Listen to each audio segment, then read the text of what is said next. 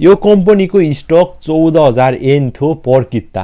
त्यो बेलामा मैले किने समथिङ 40 किता जति मैले किने है त। 14,000 येन थियो। त्यो 14,000 येनबाट घट्दै गयो, त्यो 12,000 मा पुग्यो, 11,000 मा पुग्यो, 10,000 मा पुग्यो। मैले 10,000 पुगेपछि 5 किता थपे। मलाई डर लाग्यो, म त घाटामा थिएँ है त। घाटामा गए घाटामा गइसकेको थिएँ।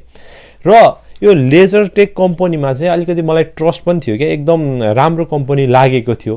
त्यही भएर मैले प्लस 5,000 किता पनि के 5 किता पनि किने, किनकि पैसा महँगो थियो, अब पैसा धेरै थिएन।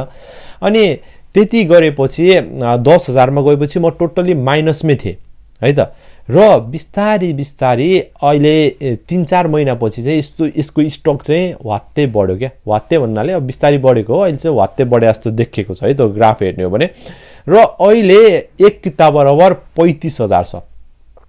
मैले त 10,000 1 किता बराबर 10,000 हुँदा पनि अझ घट्छ कि भनेर जम्मा 5 किता मात्र किनेको। त्यो बेला पैसा पनि नभएर हुनसक्छ।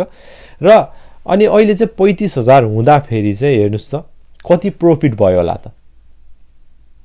त्यही भएर एउटा स्टक मार्केटमा मैले एउटा जानेको कुरा चाहिँ, जब स्टक तपाईलाई चाहिँ स्टकहरूको चाहिँ धेरै नलेज छैन भने चाहिँ जब स्टक घट्छ त्यो बेलामा किन्ने र जब स्टक बढ्छ त्यो बेलामा बेच्ने। सर्ट टर्म नभएर लङ टर्मको लागि सोचो भने चाहिँ एकदम राम्रो हुँदो रहेछ है त।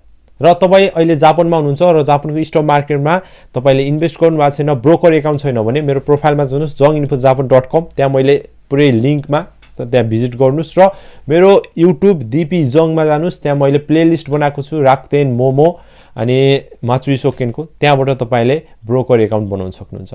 Thank you so much. मलाई फलो गर्नु भएको छैन अहिले नै फलो गर्नु होला।